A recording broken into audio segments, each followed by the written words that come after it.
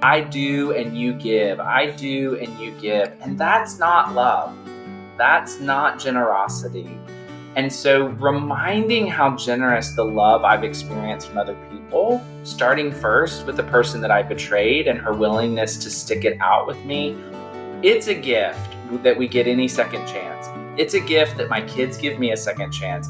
It is a tremendous gift that Joanna has given me a second chance.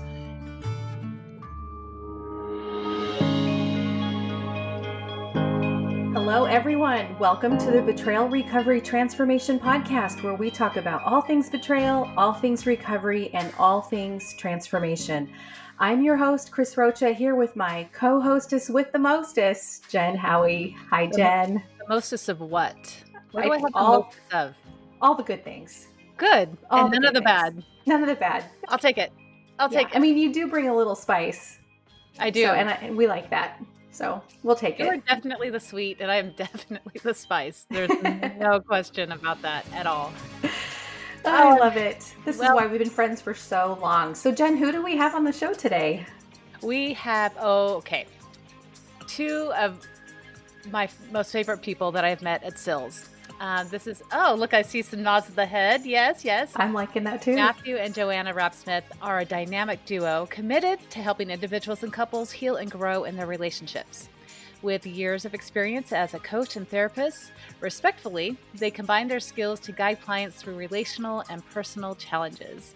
They specialize in working with those who deal with betrayal, addiction, and relationship struggles, helping clients to find hope and safety and deep intimacy with their connections through their innovative, an intimacy pyramid model. Matthew and Joanna provide both practical tools and deep insights to foster lasting transformation in the lives of those that they serve. This dynamic duo is an amazing couple, and I am so glad that both of you are here today. Welcome to the podcast. I'm so glad to be here. Yeah, thanks. We're really excited. Good. So Joanna, you are a therapist, yes? And Matthew, you are a certified coach. That's correct. And your niche is betrayal? Is that okay? Betrayal and recovery? What else would you add to that description? I mean, I think we've always specialized in couples and relationships. Our whole team are couples who are helping couples. And so we've really wanted to bring in to this journey of recovery that relational experience, and from both sides, but knowing that it's for couples that are working through this, it's a relationship the whole time. Even though there may be some things that are going on that aren't being dealt with as kind of traditional couples work or couples counseling, it's still a relationship that so many people are bringing to the table and saying they want to heal, they want to redeem. And so that was something that's always been really on our heart and mind, and an area we wanted to focus. Okay. And then my next question, it's very important, is you met Jen Howie, the Jen Howie. Why is that the question? And how at iFly? Is that my understanding? And you guys did a little skydiving situation together. Some friendship bonding took place. So like I said, I still have FOMO in the pre-roll. We were talking about that, but indoor skydiving, you get to wear the most attractive suits that you can imagine. They really dress you up, looking good. And then they stick you in front of a giant fan that doesn't kill you, but you feel like it might at any moment. Yep. So looking pretty good. Good first meet and greet. Yeah. It was all Tammy Gustafson's doing. She invited a bunch of people to do this. And what was really fun for me personally was I got to know them on a personal level before we dove into Sills. I didn't know who they were. They were friends of Tammy for all I knew. And then when we got to the Sills conference, that stands for Sexual Integrity Leadership Summit. And this is where a bunch of professionals go to learn and get up to date with really what's going on in this field. So I get to the summit, they've got this table, and then I learned that they've got this book, and then I'm starting to put all the pieces together, and they're bigger than I realized. I think I go into most relationships not really realizing that someone's got a name out there and they're doing all these things. I still don't realize that. But there I was among this amazing couple, and I'd heard of their work, did not know who they were in person until that moment. So that was a lot of fun to get to know you personally before I knew you professionally. So Matthew, Joanna, I'm not sure who to really ask this question to. So it's going to kind of go to the both of you. It's really, how did you get into this field of work? What led you here? Short version or long version? Any version you want. We've got about an hour. Whatever you want to say. Sweet. Okay, get comfortable. Yeah. So, we met. We had a very whirlwind beginning of our relationship. We dated for about 2 months before getting engaged, and then we got married 2 months after that. And then about 6 months after that, we moved across the country to go to grad school together. And while we were at grad school, we were studying originally, doing our MDivs to be pastors. And while we were there, ended up going through a program called Strong Marriages, Successful Ministries at the time, now called Relate Strong, that really, through some psychoeducation, transformed completely the way we did relationships. And we've always felt a call on our heart, I think, to minister to marriages from very early on in our own relationship. And so through that, I decided to go back to grad school, do another master's of marriage and family therapy. And right before beginning that journey, it came out that there was sex addiction, betrayal in our relationship. So we started recovery as I started the MFT program. And this was many years ago when there was pretty good support for Matthew, very little support for me, and absolutely no support for the couple going through this journey. And it's truly by the grace of God that the right resources came across our path and really helped us not just survive, but learn to thrive through this story and really come out on the other side with the relationship we had always dreamed of. And so I think it just shifted, our calling shifted through that experience, that now we wanted to really serve other couples who are going through that, because it's so incredibly scary and disorienting. And we found that so many couples, they want that. They still want that relationship. They want to be able to thrive after this, but they don't know how to. There wasn't a roadmap. And so that was a big part of us just kind of really wanting to dive into this work and really, in a lot of ways, create a roadmap for couples that brought hope. Yeah, and Joanna paints a little bit prettier picture than I think it was at moments. I don't remember the diving in part, maybe being drugged underneath the water a little bit would be the best way to describe it. I distinctly remember saying to Joanna, we are not going to be that couple who's known as the sex addiction couple. That is not going to be what we do. And now that's what we do. And I think part of it about 3 years into our recovery, we did start to feel kind of the tug on wanting to share our story with other people, because for much of recovery, like Joanna was in grad school, we didn't really share with anybody. We didn't tell anyone that we were friends with at the time. We let a few people know about our process, but we really spent a lot of that journey on our own. And we were ready to kind of break out of that isolation. We weren't quite sure how to do it. So we just started telling some friends. We told some pastors, some people that we trusted. And the more and more people we told, the more and more effect we were seeing it was having. We had some of those friends come up to us and say, hey, this is a struggle of mine too. What did you do? How did you get help? How did you get to this place? And we really, we were seeing our story impact people, and we were seeing our journey kind of shine a light for people that this isn't the end of the road. And that, I think that, like I said, and professionally, right, we kind of we'll see all couples. That's still our heart, right? And so, but it's amazing how you get that one couple and you're like, you're not dealing with infidelity and betrayal. Okay, great. And then 2 months and you're like, no, you just didn't know it yet, but you are, right? And so realizing so many couples are struggling with some sort of pornography addiction, or just even trust broken in some way, and needing to learn the tools to repair after trust has been broken. And so, so much of the work we were doing with kind of that specific population really applied to all the couples we were seeing. Wow. Thank you for sharing all of that. And I think we are continually amazed by how many people we have on the podcast where this is their story, and then it becomes their passion. And that just reminds me of how God doesn't waste our pain and how he redeems our stories. I don't know if you have any thoughts to add to that, Jen, but I love seeing the make your mess your message come to life. Yeah, and I hear you, the whole getting drug in. Dan and I always refer to him with a boot print on his back. Yeah, he got drug in, he got kicked in, all of those things. And that is so true. And it's amazing what God can do with individuals in a process, but I'm always so amazed at what God can do with a couple who are willing to get back up and keep trying and keep trying and keep trying.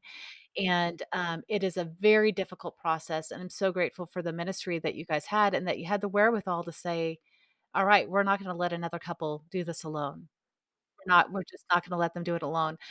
Joanna, going through getting your master's and going through betrayal recovery, holy smokes, girl, my hat is off to you. You have some tenacity. And then Matthew, to go through recovery while your wife is getting her master's and going through betrayal recovery. Wow. That's Yeah. like 3 master's degrees at once. Yeah. Let's be honest. I'm pretty sure some of those student loans went to pay for some therapy at one point. I'm sure they did. There's definitely some cross pollination, and in some ways it was crazy. It was really nice because Joanna's bringing home all these therapy books on trauma and addiction, and I'm like, yeah, let me just take a look at that real quick. And it was great. Here, read this one. That's probably more like it. I You have need to a read this sidebar book. question about that because she's bringing home all these books. Were you open to the information she was bringing home, or did that sort of perpetuate the shame and disappointment that you had in yourself? Yeah, I think it was both. I think we had been introduced to some of the concepts earlier from a more neutral perspective before my addiction had come out. In some ways that helped because I kind of knew some of the language. I knew some of the terms. I had started to understand my story in different ways. And it was difficult because when you're around the clinical community, there's all these diagnoses and it's very distant. And I can even remember a moment that we were actually sitting we were at a restaurant with some friends in their program. And I'd been going to SA, a 12-step program. And a couple of the guys said, hey, we're going to go observe one of these addiction groups. We're going to observe the sex addicts groups this week. Who wants to go with us? And I was like, I don't think y'all should do that. And they were like, why? And I was like, you shouldn't go. They won't like that. And they were like, why would you think they wouldn't like that? And I was like, I can't tell you why. I just know they wouldn't, but there was a feeling, there was a feeling of like, will someone who's a professional at this really get the personal side of the addiction? And so there was some fear that as Joanna was gaining this kind of professional knowledge, it was going to create distance between us. But I think Joanna always did an amazing job of using what she would learn, I think, to better understand my experience, to not let it be a source of division between us. But I think it actually helped her to open up to what I had been through, why I had chosen addiction. It never justified what I did. And Joanna was always really good at holding that line of saying, you're not going to get justification for these things, but I do understand them. I can see them. I get why this is the path you took, even in our relationship in the dance. I'm curious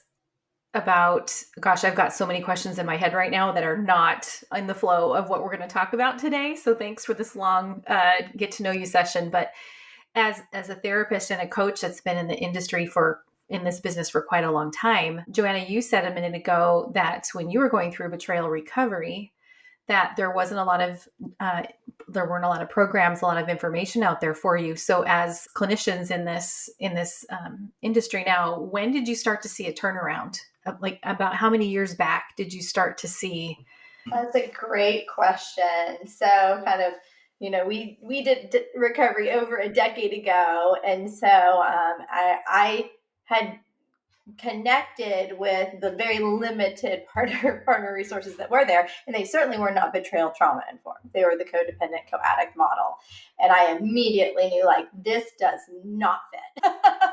This is not okay. This does not connect with me at all. And so I dug and scrounged up and somehow like stumbled upon betrayal trauma. And I was like, that's it. That's the thing. So I started a betrayal trauma group. There wasn't any locally. And I lived in LA. So that's saying a lot. It was going to be like over an hour drive to get to like the only one I could find. So I started that. And then it probably was a few years then after that I heard about AppSax and the trainings. And so I immediately did that. And so I was so excited that word was spreading, and thought wrongly, I guess, that everyone would just like feel enlightened and be like, yes, wonderful. This makes so much sense. Great. Right. And so sadly, it's taken a very long time to kind of start trickling in. And yes, there's more and more understanding about the partner's experience and the betrayal and the trauma that they experience, but still not as much as I would like. So, I think there is still understanding. And I think it is hard when you have not been through it and have not experienced it, even if you take the training to fully understand what it looks like to understand and work with those clients. And so I think just like more openness, more empathy, and more openness to continuing to learn. And that's even as someone who is a partner and is professionally trained in working with partners, right? Like I'm still continuing to learn about partners' experience with every new client that I have. And so I think it's so important to be open to that, like growth and understanding continually. Amen. Well, I love that more couples like you and more people who have had this experience, whether it's the struggling spouse or the betrayed spouse, are making their message. There's new materials coming out, new programs coming out, groups, books. It's just such good information, and I'm really happy to see the tide turning. I guess we're moving away from PTSD is for war veterans, right? And it's being applied now to trauma in general, and that is so freeing. So you've both talked about couples work quite a bit, and I can tell it's a passion of yours. So I'm curious, and either one of you can, go and answer this, but what about working with couples do the two of you enjoy the most? I think it's being able to get inside the whole system. I do work with a lot of individuals, and it's still very rewarding seeing them come a long way. But knowing what we know now about secure attachment and how much it means to humans, like we are a relational being. The gift from God is that it's God's relationship with Himself that bears creation, that then bears the relationship with His creation, and so just knowing that, being able to work with relationally with people is so much fun. And because I'm amazed at how resilient people are in staying dedicated to their relationship, even when it's really difficult. I think it's actually been my experience and the ways that I've been educated by betrayed partners and their resilience that's actually, I think, helped kind of further my belief and commitment in the blessing of relationships. When I see a betrayed spouse who is willing to come back to a space that has been dangerous for them, that's actually harmed them, and they're willing to come back into that space and eventually choose to trust and be vulnerable and to create intimacy with that person, that is, I think it's really, really remarkable. And it really speaks to the value of relationships. I think it speaks to the power of relationships. And that's what I love about it. That's what I get so excited about is seeing that and seeing really that transformative and restorative nature of what relationships can be. We will often talk about we're hurt in relationships, but we're also healed in relationships. And so helping couples through that process of going from hurt to healing, I think is so rewarding. I think it's the way I get to live out or experience, be a part of mini miracles, major miracles, right? Like there is nothing more life-giving than being the part of a journey of reconciliation that is just so beautiful and so powerful. And that's my job on a day-to-day basis, is absolutely incredible. And it never stops there. And that's what I think we love so much, right? Every couple that we've worked with that has brought healing in this primary relationship, at some point they go, so what does all this mean for parenting? and how we show up with our kids, right? Then we get to talk about self-regulation with your children and how to teach them about self-regulation and emotions and secure attachment, right? And you know that the work you're doing, that the work the couple is doing is going to impact so many future generations. I think that's just so exciting. So good. Yeah, we were just talking with another guest a few episodes back about being that Esther person that stands up and says, I'm going to do it different. We're changing the dynamics here, and how that affects epigenetics. It literally changes our DNA and neural pathways. And gosh, to be the couple that stands up and says, no more, no more. We're doing it different and we're handing it down different. So strong. I love how things work in God's economy. I love that. And even when you say no more, I think for me in both of my marriages, I had this concept that, okay, that's it. No more. We are turning this around. We're going to show God's glory. It's going to be, this is the way it's going to be. And and we're going to have the story. And, for many of us that have gone through betrayal or maybe currently experiencing betrayal, or recovery from it anyway, it's not always okay, this is over and now we're going to do something with it. There's a lot of, I would say, repetitious cycling through the process that is painful and requires endurance that is, well, painful. I think a lot of us can initially jump onto this concept that okay, here we go, we're going to dig our heels in, but and some couples really can do that. They can dive into recovery and dive into the relationship and their attachment style, and they do some hard work. And then there's other couples that keep tripping and falling and tripping and falling and tripping. Those couples intrigue me so very much because that is so incredibly difficult to keep going, especially when the outside world might be saying, it's time. It's time. Call it. Girl, you deserve more. Guy, you need to just figure your out, And did it sound like I edited myself? I hope so. So you guys, what part of the healing process for couples do you find to be the most difficult? I think, like you said, there's a kind of cyclical process that can happen because we know with any behavioral change, there is always a return to destructive behaviors in some form or fashion, right? Any type of transformative action always will have some type of relapse. Now, I want to be careful with that term because I never want to justify returning to destructive, really, betrayal type behaviors. But we just know that when I'm trying to improve, I'm going to fail. I'm going to return to past patterns that I'm working to move out of my life. And that is really difficult. And when that's not happening consistently is, I think, when it gets the most difficult for couples. And when I'm working with husbands who are trying to repair some of the damage that's done by the betrayal, I will typically talk to them about when you go working from sobriety to more kind of true life transformation, working on things like your anger or your anxiety or your forgetfulness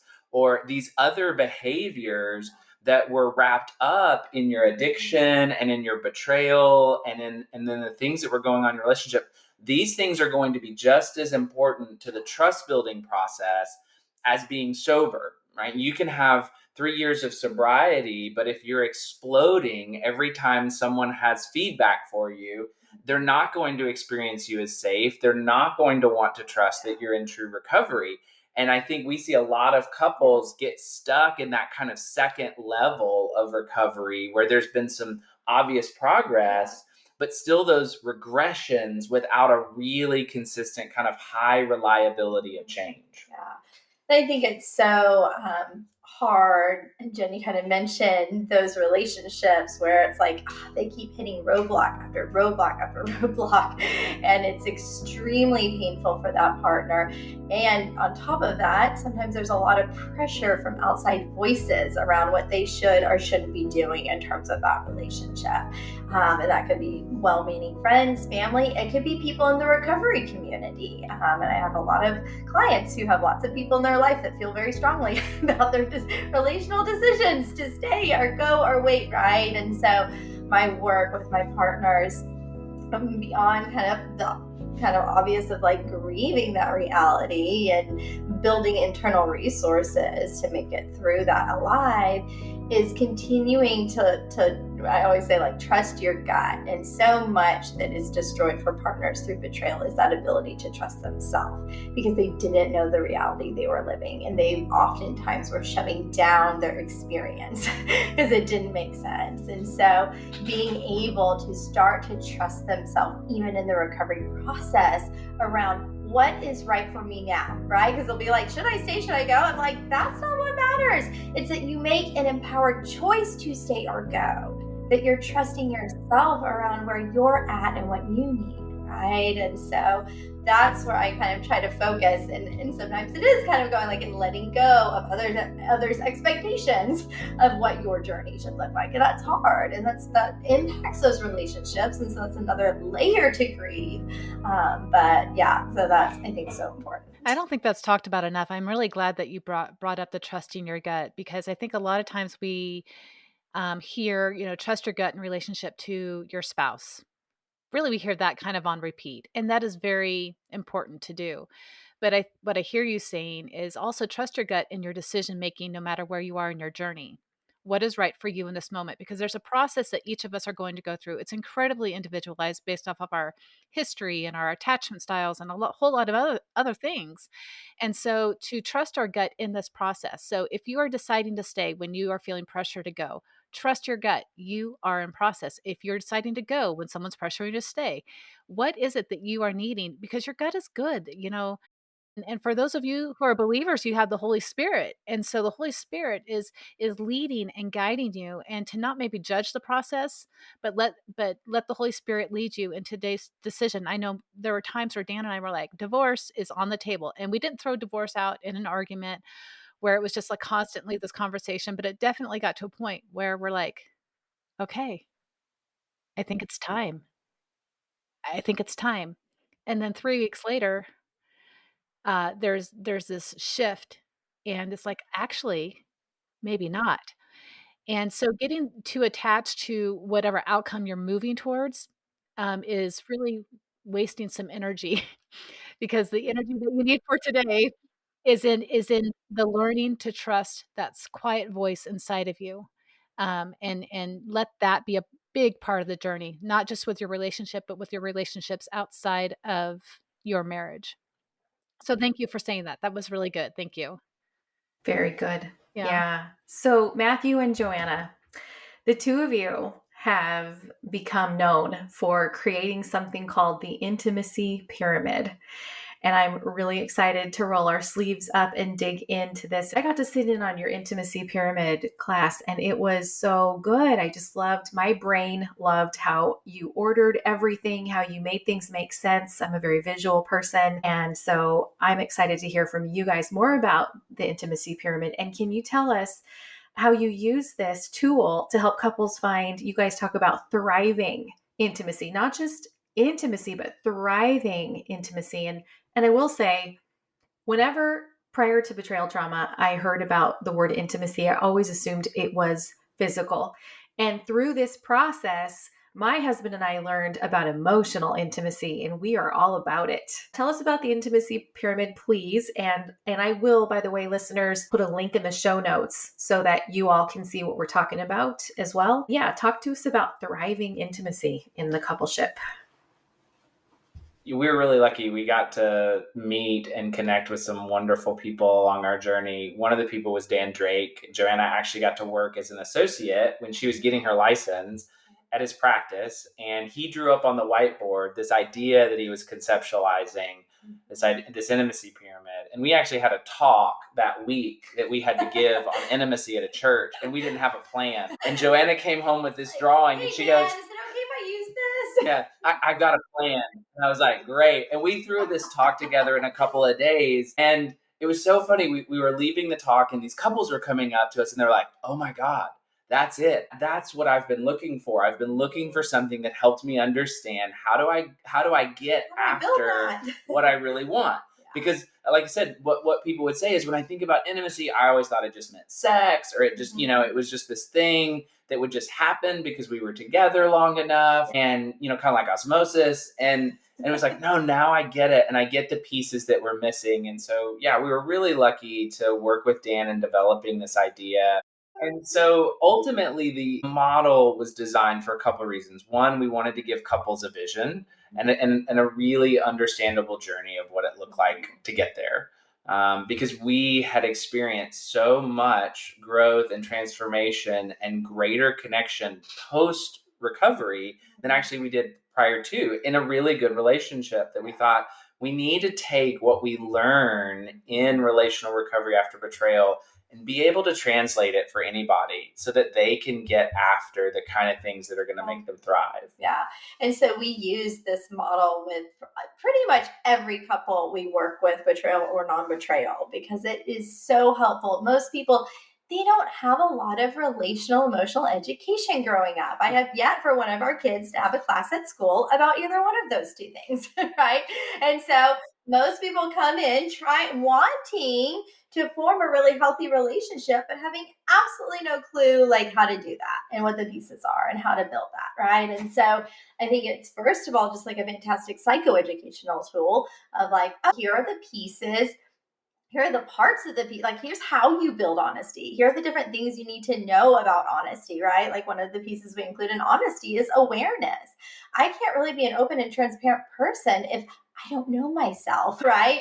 And so you have to start with knowing yourself if you want to be known by the person you want to be intimate with, right? So going like, okay, that has to come first, and kind of being able to have a clear path to building. And then it also lets us assess where a couple is at. We have a lot of couples who come in, call us, who have been on the recovery journey for a while, maybe have stalled out. They hear us talk and they go, yes, that's what we want, but we're really stuck. And so when they come in, we get to know them, hear all about their relationship, and using the intimacy pyramid, it's really easy to figure out why they're getting stuck and go, okay, it's this self-regulation piece. It's breaking down so your relationship is still feeling very unsafe. That's where we want to focus. That's where we want to work. And eventually it becomes a self-assessing tool for a couple as they get to understand it more and more. It's something they can then do on their own as they're ready to kind of graduate, move on. Guess what? You get to work on your relationship the rest of your life. You're not done just because you're not seeing us anymore. And hopefully, our hope is that it's a tool that really helps them continue to do the work their whole life.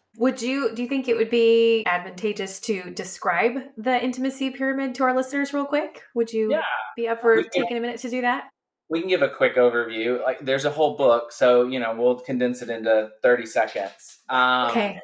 Really the idea it's actually, I think, helpful to start backwards. We talk about if you want the kind of connection where you really truly feel one, right? Scripture talks about this naked and unashamed, right? They were connected, two became one.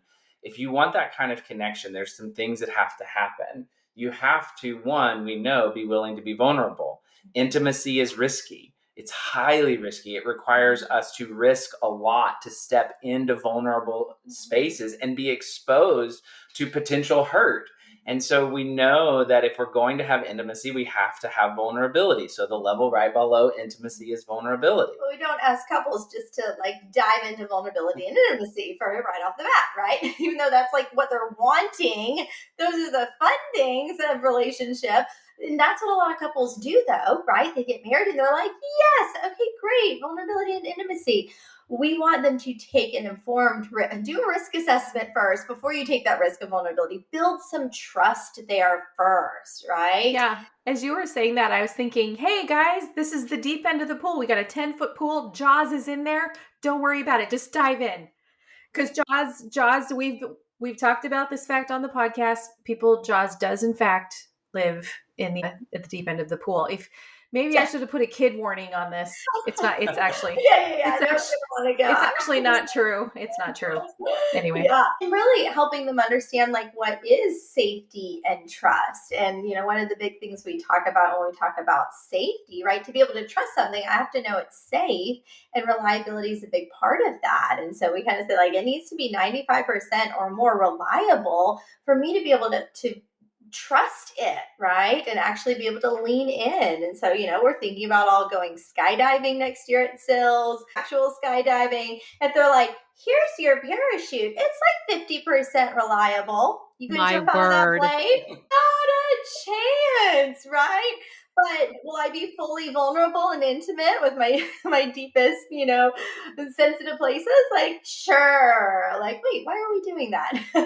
And Like so, diving into that pool with a bleeding arm with the sharks. exactly. No thanks. Like, Just swimming about. yeah. So kind of helping them understand, okay, yes, we step into vulnerability and intimacy once we've built safety and trust. And what we learned in recovery was without honesty, none of this is possible. We had a really good relationship prior to the discovery of the betrayal. A lot of people knew us really well. We had a lot of fun together. We at one point we were working the same job, taking all the same classes and doing all the same hobbies. And so if someone would see us apart, they would literally think like one of us had died. They were like, is Matthew okay? And Joanna would be like, he's in the restroom. He'll be right back. And so we had a good connection, but we were finding ourselves limited. And the limit was the lack of honesty. I wasn't being transparent. I wasn't being honest with myself about what was happening in my life and how destructive I was being. I wasn't being honest with Joanna, which meant I couldn't be safe. We couldn't have real trust. We couldn't have real vulnerability, and we couldn't have real intimacy. And so that foundation of honesty is where we help a couple who's experienced betrayal start all over. And we say, we're going to get there, but we're going to get there the right way this time. We're going to build the foundation correctly so that the whole structure doesn't crumble, because that's really what betrayal couples experience. They have something, they've built something. Many couples have been together for sometimes over 10 years, and that whole house crumbles, right? It comes crashing down.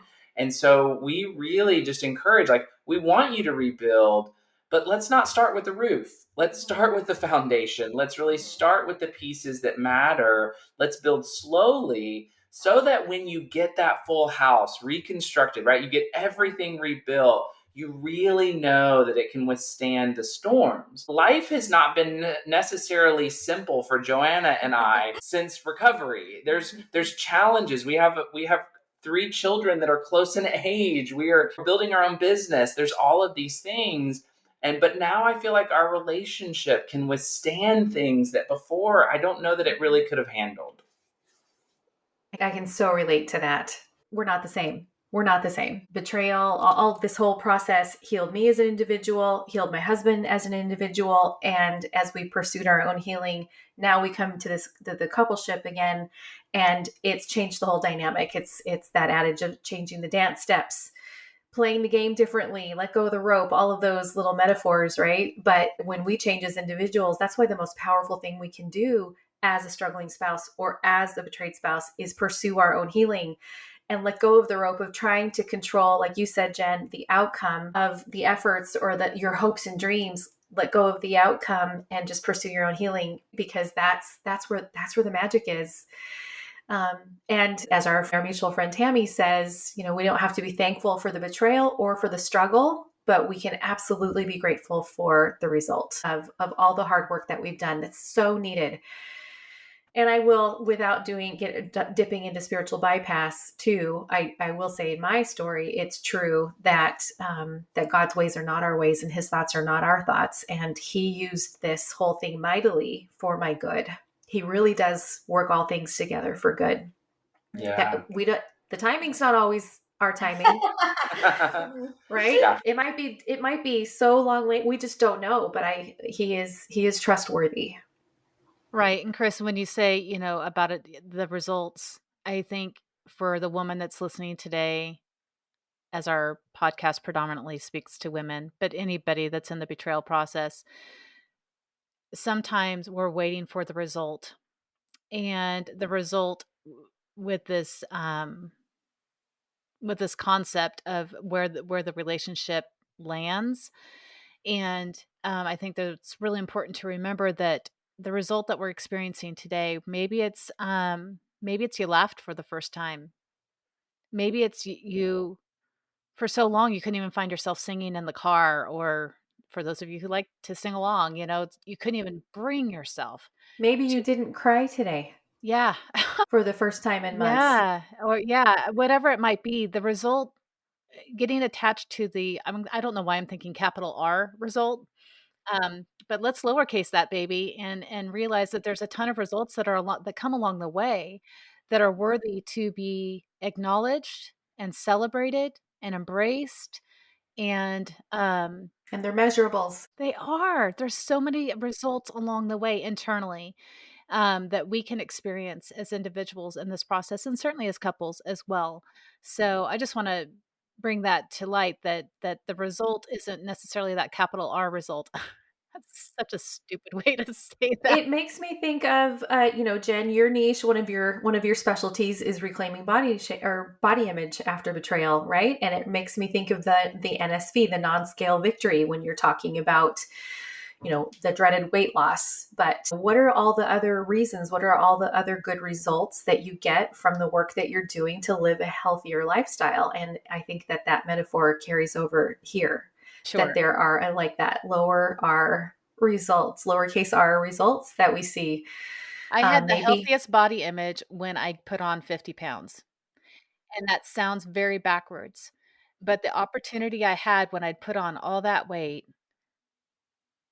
forced me to go internal and learn different things about myself and about my worth and about my beauty, way to and wrap it up. yeah.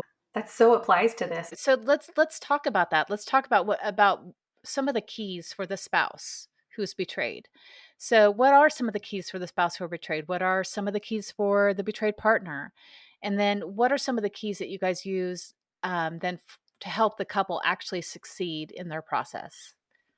Yeah, for that betrayed spouse, kind of like I already touched on, so much of my work is focusing on that empowerment and that ability to trust myself. And that starts with knowing myself. And I think for so many partners, that sense of self gets completely shattered in this betrayal journey, right? Like the reality that they knew, that they thought they knew, that informed who they were, who their spouse was, what their relationship was, all of that comes crumbling down, including their sense of self, right? And so, as they're picking up the pieces and just trying to even, first of all, figure out the reality, right? That's kind of that starting place. And when a full disclosure can happen, that helps so much. But I have partners where that's not an option. Their spouse isn't willing to do that. And so helping them learn to reclaim themselves, even as they may never fully know the reality, that's incredibly difficult, right? And so kind of then I go, okay, that's the impact we're going to process.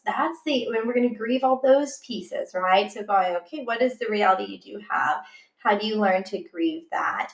How do you process those, understand those impacts? And then how do you start to reclaim your sense of self, right? And kind of like you said, that is grounded in something internal, not external, including that number on the scale, right? I don't want that to inform my sense of self and my worth and my dignity. And so starting to shift that from an external locus to an internal locus is kind of really, really important. And so we'll talk a lot about authentic self and values and identity and things like that. And then there's the other side, is that empowerment piece. And so the other piece that gets so stated going through all of this is that sense of like safety and security in the world, right? Like all of a sudden, my power has been totally stripped away from me. I did not have any choice for most partners, right, in whether this is my story, because of the lies, because of the deception. And so going, okay, what does it look like to heal, to move forward in a way where I get to reclaim my power? And so part of that is learning to trust my gut. It's learning to maybe be more assertive about my needs, learning what healthy boundaries are, how they're connected to my sense of self and my values, how they help relationships thrive, right? All of those pieces.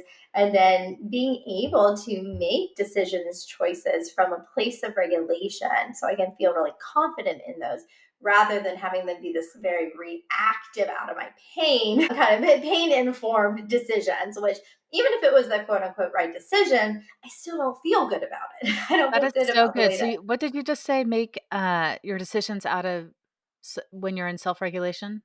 Is that what you just said? Yes, healthy, yeah, Yeah. healthy. I'm so bad at remembering what I say. But yes, making it out of a place of peace, out of self-regulation, instead of that very kind of reactive coping when we're in our pain, emotional dysregulation. And so that is just, we have found both individually and as a couple, guys, this makes such a difference. We when we work with couples, we use the same thing. We teach couples how to make us decisions. We want you guys both to come in a collaborative way with a balance of power, regulated to make a decision together. What's great is when you make a regulated decision, you are not attached to the outcome of that decision because the decision does not inform my sense of self or safety. And so I feel good about that, even when it's a disaster. So we made a healthy, regulated us decision once in our marriage, and it was a complete disaster.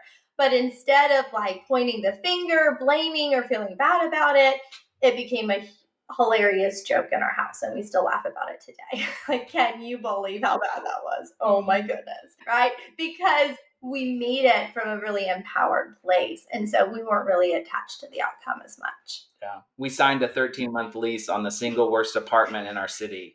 And so for 13 months, right, we were reminded of this bad decision. Oh, it was so awful. But it was never something that drove a wedge between us because we had made it together. Yeah. I think for the spouse who's betrayed, who does the betraying, I think a couple of things. One is really, I think, finding your authentic self and recovery being yours. I see a lot of guys make the mistake that they try to work their recovery and their salvation through the relationship.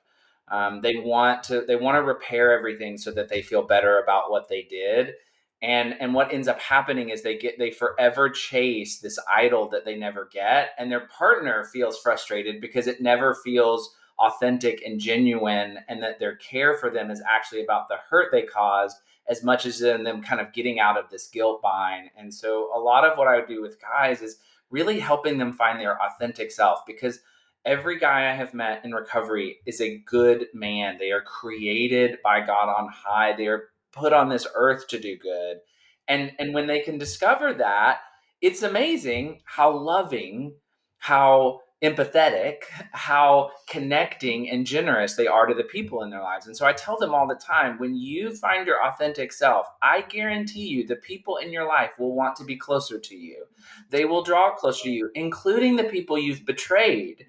And so when we can get out of the recovery mindset of I've got to repair my marriage, that's what recovery is for me, versus I've got to repair myself. I've got to repair who I am. And along that will include the repairing of our relationships. And then I think secondly is just a place of humility. It's a gift that we get any second chance at any point in the world. It's a gift that my kids give me a second chance. It is a tremendous gift that Joanna has given me a second chance. And if I lose sight of that, I'm getting back into this transactional relationship world where I do and you give, I do and you give. And that's not love. That's not generosity. And so reminding how generous the love I've experienced from other people in my life, starting first with the person that I betrayed and her willingness to stick it out with me, always puts me in a better frame of mind. It always helps me on my kind of day to day. And so that's, I think, one of the key concepts that I'm always wanting the guys I'm working with to remember. For the coupleship, it's a little bit of kind of putting those pieces together. Yeah. It's great. I think you kind of mentioned earlier, great. We have two healthier individuals. Man, that relationship piece isn't too hard after you do that work. It really isn't. Yeah. And so it's a lot about helping them to recognize if you have two responsibilities: to care for yourself and to care for the relationship, because it can't care for itself on its own. And if you care for yourself and your marriage, you will have a thriving relationship. If you get into, if you have two people doing that. Yeah, if you have two people. If you get into this dance where it's, I'm going to take care of you and you take care of me, we always joke around, then you have two parents and two children. And you don't want that in an intimate relationship, right? Not a fun dynamic. You want two partners. And so couples that can learn to do that, even post-betrayal, are the couples who really thrive. They're the couples who are finding it and going, yes, this is great. And they're also the couples that recognize we still have a lot to learn. We've been working on this professionally and personally for almost 15 years. There is so much still for us to learn. So we still have those arguments where we feel like, how do we not know how to do this? How can we not figure out who's going to pick up the kids without fighting, right? How is that possible? And yet we find ourselves there and are reminded there's still a long way left to go. And so, but couples who can do that, those are the couples that are really making it. They're really finding what they're looking for. Before we move on to the next question, which is our closing question, real quick for our visual listeners, I'm going to pick on Matthew for a second. Could you just talk us through the intimacy pyramid from the bottom to the top? What's the bottom layer, and then tell us all the way to the tippy top what those layers are, please. Yeah, so we start on, like we said, that foundation of honesty. And for betrayal couples, we get this. This is where you see a lot of full disclosures, right? We're getting the truth out there. We're trying to really establish what's real. On top of honesty, we add the next layer is that of safety. That is there a relationship where I'm experiencing my partner working for me and for the relationship, right? We're working together. Is there unity and kind of, balance in that? On top of safety, we add trust. Trust is that willingness to lean into that partnership and saying, okay, now that I know that something is there, am I willing to work on things with you as equals, as partners? From trust, we add the level of vulnerability. That's where we start to risk. We start to open up. We start to expose ourselves to the possibility of harm and hurt, but we're doing so based on the foundation we've built, not based on the hope of getting something better. We're saying, wow, what we have is good. Let's make it great. And from vulnerability, that allows us to experience intimacy, which is really, it really comes from that understanding of Scripture that we serve a God who creates out of his abundance. He has so much love. He has so much goodness. He has so much grace. It's out of that more life is created and more life is created. And that's really what we see. When we see couples thriving, we see life created. We see life created in their children. We see life created in their communities. We see them telling stories of their life. Our story began by a pastor telling his story. And telling his story of recovery. And what was amazing was years later, we got to go to that church and we told our story at his church. And in that audience were couples who heard that story and they started recovery. And so that's the outflowing of life that we get from intimate connection. Friends, in closing, is there a word of encouragement that you'd like to share with our listeners? Final thoughts?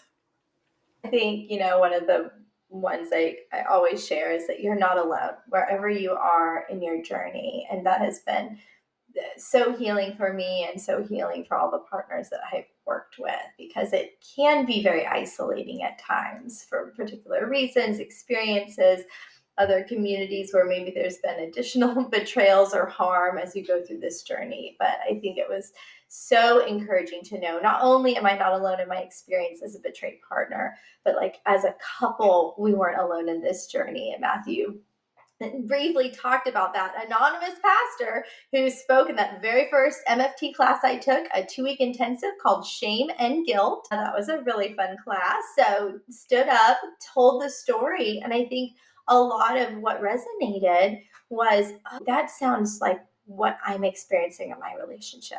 Not only am I not alone in that experience, but I finally knew there's a way out as he shared the resources, the steps that they took to find healing. And so I think that is what finally gave me the courage to come home and kind of confront Matthew and put it to him and be like, I need to know, is this happening?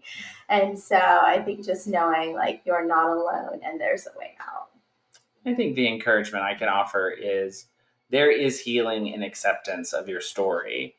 I, for a long time, even in our recovery, wanted my story to not include my betrayal or my addiction, my engagement with pornography, and the awful things that I have done. I wanted my story to be devoid of that.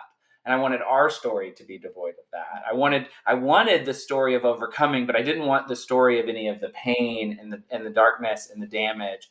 And I actually found myself trapped that way. And I found us trapped. And I think as we have really embraced our story, and me personally, even as I have embraced my story as a betraying spouse, that's where I have found the most healing and the most freedom. And I know that there's probably a lot of guys out there who might hear this podcast and think, I don't want to be the guy who's known as the guy who struggled with pornography, or the guy who had an affair or betrayed his wife. And I want to be able to say, I get it. I'm not known as that, but it is a part of my story. And because it's a part of my story, and because I've accepted that part of my story, I feel like I've really opened myself up to God's love, to Joanna's love, and to our future. And so I really just would want to encourage that, both for individuals and couples. I think the more folks try to run from their story, the longer they get trapped in it. And so being willing to kind of accept and kind of find that acceptance in your story is really the way forward. I love that. Fun fact, I too have made a mistake in my life. Whoa. Like, I know, you didn't see that coming. I have made possibly more than one, actually. But kidding aside, no, I've had some big mess ups in my life. What I have found is that when I step into that acceptance, like you were saying, Matthew, there's freedom in that. There's no more hiding, no more shame. I still am careful with who I share my story with, but it becomes not about what I did. It absolutely becomes about, look what God has done. Look at how great He is. Look how mighty He is. And honestly, the focus goes to the Lord on that when I'm sharing with people. And because I think there's just so much joy on my face, there's freedom in it. So great words of encouragement. Thank you. Jen, did you have any final thoughts? Chris, I always have thoughts. I know. They're always bouncing around. I just have to choose which one I'm going to share. I do see that in your life, Chris. I do see that joy that has come from you as you have lived out everything that we hear on this podcast. I think there's many of us that aren't experiencing joy yet. And there's this opportunity that we get to take when we're in that position, to continue to share in safe places with safe people. As like you guys said, we're broken in relationship, we're healed in relationship.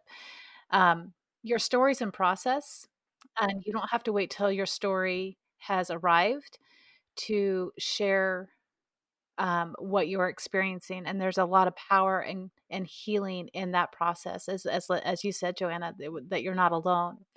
So for some of you that might be in this process longer than you anticipated or had hoped for, or are really wanting at this point, know that there are several of you out there who are also still in that process. So keep sharing your story.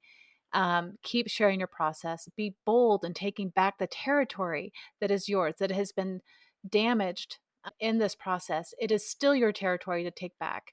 So, I just appreciate really all three of you and how you've spoken into my life and how you have grown me in ways that any of you really know, as I sit here and take down copious notes on today's podcast.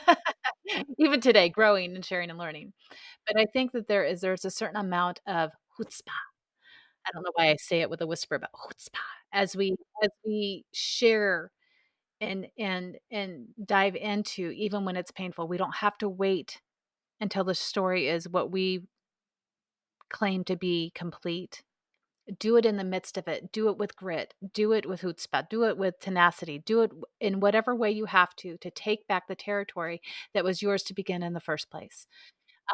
And I see, and I know from all three of you that you guys have done that as well. And so to the listener who's out there wondering, what is my place in all of this?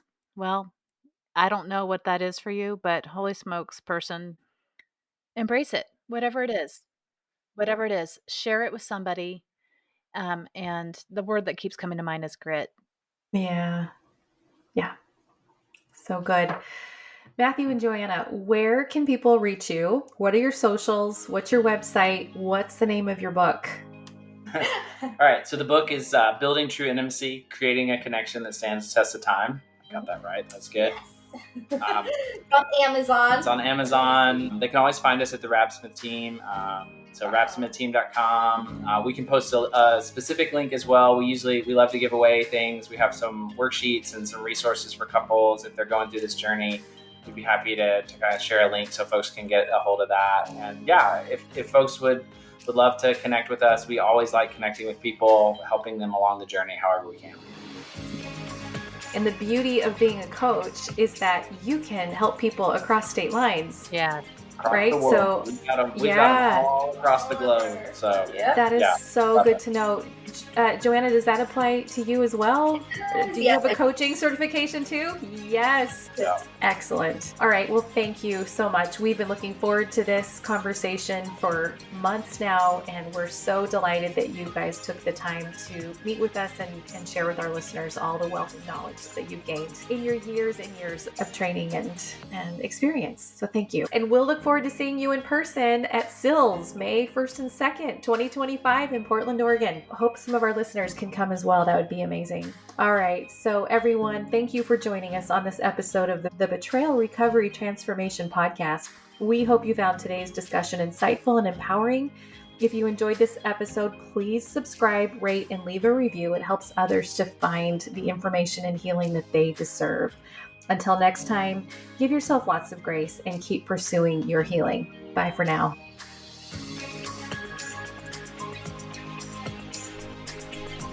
Thank you for joining us for this episode of the Betrayal Recovery Transformation Podcast with your hosts, Chris Rocha and Jen Howie. We hope you've been helped and encouraged. If you value the content we shared today, please feel free to rate, subscribe, and leave a review. This helps others find the show. Need personalized guidance? Please contact Chris or Jen for transformative coaching. This episode has been brought to you by healingwiththehowies.com, watermarkcoach.com, and with the support of Pure Life Alliance Ministries.